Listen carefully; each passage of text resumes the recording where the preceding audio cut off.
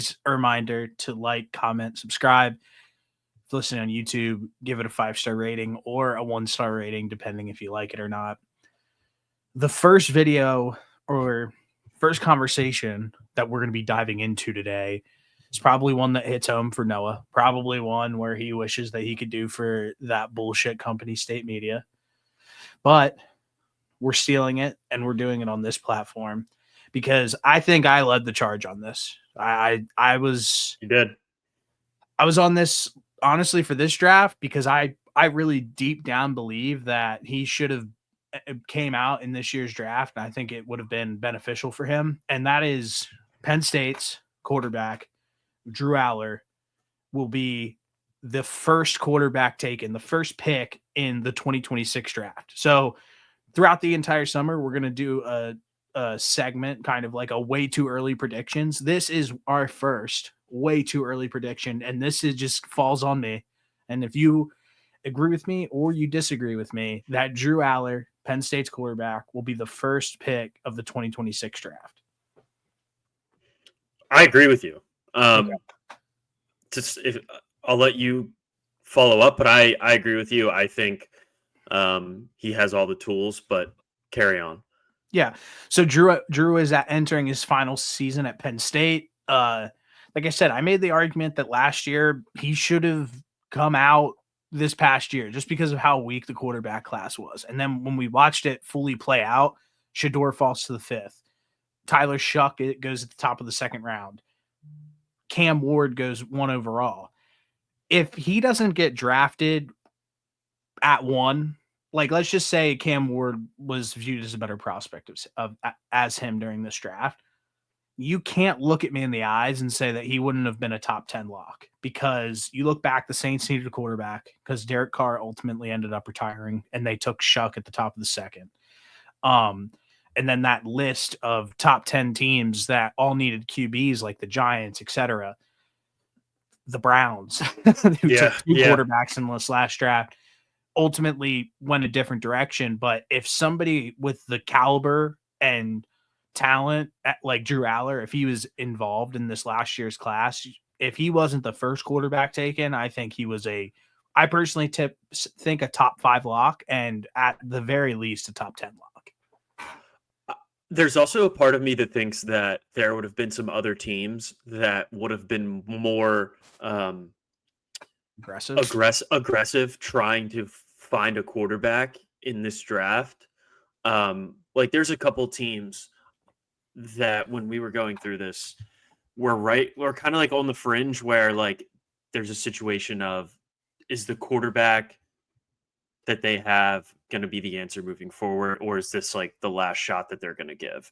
Like if Drew Allar is in this draft, I think you see Pittsburgh get more aggressive. I think we could have seen Indianapolis get more aggressive. There's a couple other teams that if there's another guy like that, that's an elite caliber prospect, I think that we would have seen some more aggressive teams in this season or in this draft this past year. My first question to you is why does it feel like Allar slept on? Because it feels like he doesn't get the same shine as some of the top quarterback prospects would get in, like, let's just hypothetically say like the national media. And there wasn't a narrative or discourse around Drew Allar this past season, if he were to come out, that he would be one of those top quarterbacks taken.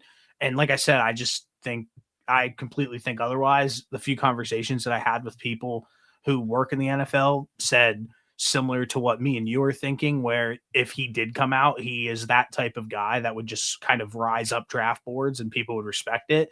Why doesn't Allar get that recognition from the masses of being a top quarterback prospect at the next level?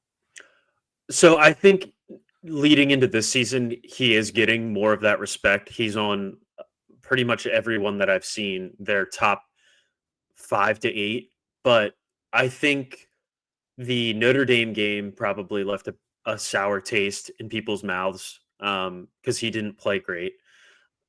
And he hasn't played at a high level against some of the better teams that Penn State has played. His first season against Michigan and Ohio State were bad. against Ohio State, he wasn't great last year, and then Notre Dame, he wasn't great either. The one game obviously that he can hang his hat on was Oregon, and that was the game that prompted this conversation of should Drew Aller go out for the draft this past year because of how well he played. I mean, he looked like a guy that could carry an NFL team at the next level in that Oregon football game. But yeah, I would say it's a few things. Play in big games, and then I think just on top of that, um, Penn State's a run first offense, and I think he doesn't get to throw the football around enough. And I think that probably plays a little bit into it. But that's kind of me just like grasping at straws. Other than that, I don't have any other reason as to why he wouldn't be considered like one of the three best quarterbacks coming out next season. Yeah, and he's 6'5", 242. I mean, that's legit size. Like Yeah. I said, I think he shows flashes. I mean, he is a true pocket passer and something we can kind of address when we talk about what he can improve on in the next topic. But when you look at him, he looks the part. And something that you mentioned of like, oh, like against top tier talent, he might have not have played up to expectation or something like that. There's Right. also a lot of quarterbacks who don't play that sort of caliber of competition their entire career in college and still go on and play at a high level in the NFL. So I think that there's like a good opportunity that no matter what happens, if even if he's not performing at like that high level, like you said, he could still get correct, get proper coaching to get him over that hump and be a good pro. I don't think that he will not be a good pro, is what I'm getting at here. Yeah, I think obviously there's room for improvement, like there are with 99% of the quarterbacks that come out of the draft. But I think he has a very good foundation. I think what he's good at translates very well. And if you look at him, he looks like he's still 18 years old. Mhm. Like in the face. I'm looking at a picture of him right now. I have it. I have a picture of him posted on my wall. Yeah. But no, I'm being serious. He legit looks like he's still 18 years old, and he's going into his senior season at Penn State. So Yeah. like he has plenty of room to still grow and mature as a football player, like as an athlete. Like I think the ceiling is higher on him than what people are kind of giving him credit for. Yeah, I've spent some time around him, just doing some work for Penn State, and he seems like a good guy. Yeah. It seems like his teammates like him. Like, I don't think that I've ever heard any criticisms of him being like a leader or whatever that may be. Hmm. So if you're telling me that this guy kind of checks all of the boxes from an off-field perspective, and he checks all of the boxes from a physical perspective, and maybe there's some tweaks that could be made with the talent. I mean, that's like everything. Like we watched Anthony Richardson, who played like 14 games in college, be Yeah. a top 5 pick. So somebody who has a ton of experience, who played all this time at Penn State and a ton of big games and was successful the entire time, it really fits the mold for somebody who's going to be like viewed as one of the top prospects in next year's draft. And maybe does Anthony Richardson playing, and I think he's probably not a great example just because of how little college football he did play, but like, is Drew Aller playing in these big games and like him not playing well hurting him? Yeah, Do you, probably. because you see other guys that don't have the same opportunity to play in a Big Ten championship, which that was his best. Drew Aller's probably his best game, but like there's other quarterbacks that aren't playing in a college football semifinal against Notre Dame. They don't play Ohio State every year. They don't play Michigan. Like there's plenty of quarterbacks out there that didn't have to face this big time talent on the defensive side of the football, and it seems like they've been given more credit than he has. Yeah, it's weird. I mean, it's like the Bo Nix scenario. Like Bo Yeah. Nix didn't really work out at Auburn, and then he had one good year at Oregon, and then he gets to the NFL, lands in a perfect situation, and he's successful. So I just think it's obviously all case by case basis, and I just think that the mold and the idea of Drew Aller will make a lot of teams excited. how I don't get how you can't be excited if you look at Drew Aller if you're an NFL team. To move on, what does he need to improve on? I have something that I would like to see. Do you want to go first? Do you want me to go first? I have a couple things I can touch on. So coming into last season, he did get into better shape and was a more mobile quarterback. Um, I don't necessarily think that is his game by any means, but at the college level, it really opened up the ability for them to just call straight up run plays for him. I don't think that's what is going to happen by any means at the NFL level, but being in better shape, I don't think is ever going to hurt you as a NFL as a pro, um, and having better mobility throughout your college and NFL career probably can't hurt you. So I would like to see that. I would like to see him continue to get into better shape. Not that he was in bad prior, but I think that's something that he can work on. I think he needs to just get more consistent with his just overall mechanics. Um, it seems like there are times where he gets sped up a little bit and he just tries to make throws with all arm. And when you have a lot of talent, that you can get away with that at times. But there's also moments where it feels like he doesn't need to do that, and it can cost him. And then I don't know how you actually practice this, but just big game management, playing better in big games, and that's only something that you're going to be able to get better at the more big games that you play in. But I would like to be able to see him uh, play at a higher level against an Ohio State, against a Notre Dame, more of what we saw against Oregon in that Big Ten championship. And like I said, I don't know how you practice that Would it besides be actually being in fair? it.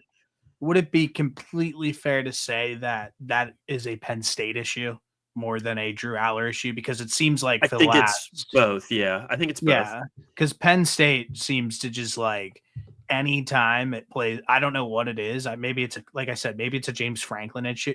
It's a clearly something, a psyche issue with the coaching staff where whenever it seems like the most is on the line, like they cannot get it done, and it's actually like low key bizarre. They did not have the talent at the wide receiver position last season. Um, uh, Tyler Warren obviously is a completely different animal when it came to his play on the field last season, but for them to not have a reception by a wide receiver in the semifinals against Notre Dame is still blows my mind that they were even that they should have won the game, let alone have it play out how it did. But that I'm it just was just defending. crazy. I'm defending Aller there a little bit more than like Fair I think people would on because it seems like there's two things about Penn State. One, it seems like they're really not able to in the James Franklin era. They are really not able to develop a quarterback. Their best, yeah as successful as this tenure has been, they've had one quarterback play like a game in the NFL, which is like Trace McSorley. And yeah I think Trace seems like a good dude. He was great at Penn State. He did his thing in the NFL. Good for him. But that's not like a.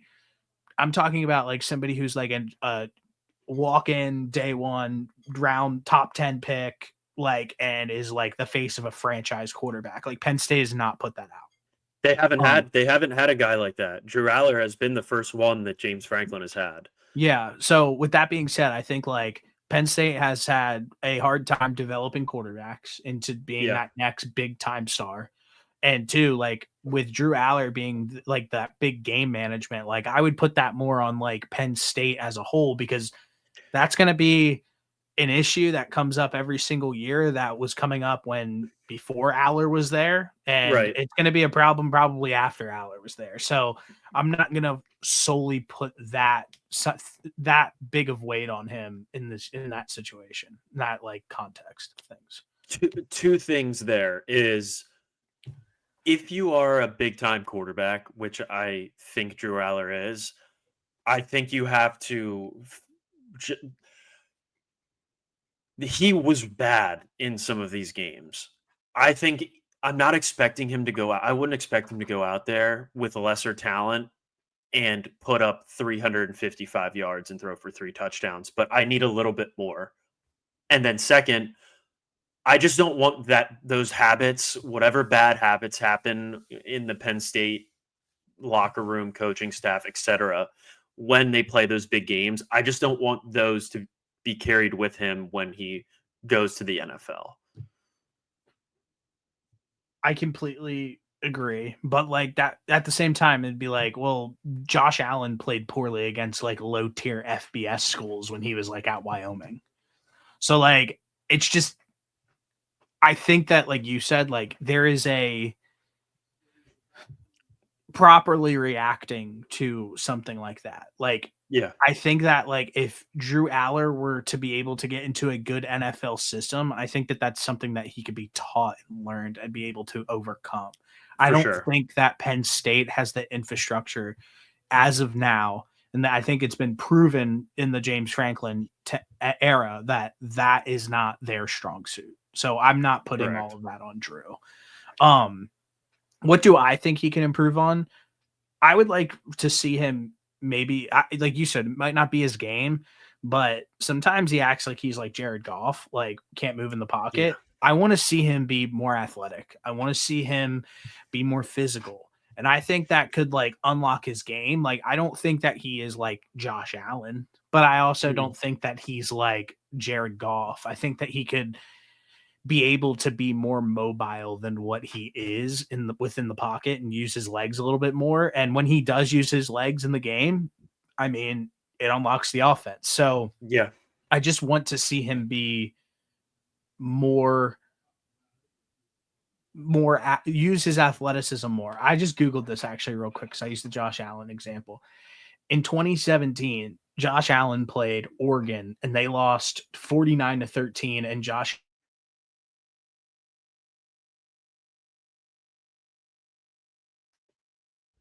We lost you. where did I cut out at? The score of the Oregon Wyoming game. The Oregon Wyoming game, he lost 49-13, and Allen threw for 64 yards.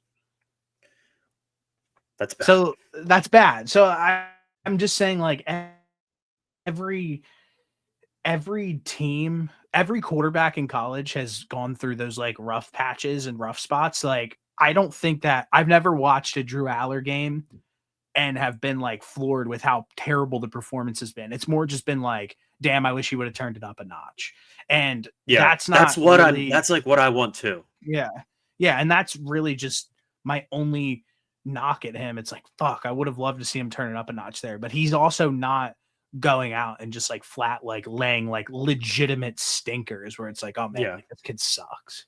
Yeah, I completely agree with that. And honestly, last year they didn't have the facilities for him to go out there and sling the ball around 45 times. And that wouldn't have been beneficial for them anyways. So I think it just kind of some of it is the way that Penn State runs their offense as You to know me, I'm the why I biggest don't critic of how Penn State runs their whole offensive system. I think it sucks. it's tough when you don't have anybody to throw the football to. I think this year it's different, but that's not what we're here to talk about. Yeah, I mean, well, hey, you tell me that every season, so we'll see. I know we will. Penn State fans tell me that every single. This year's different. We got this guy, in the third. This year's different. I We know. got Julian Newman.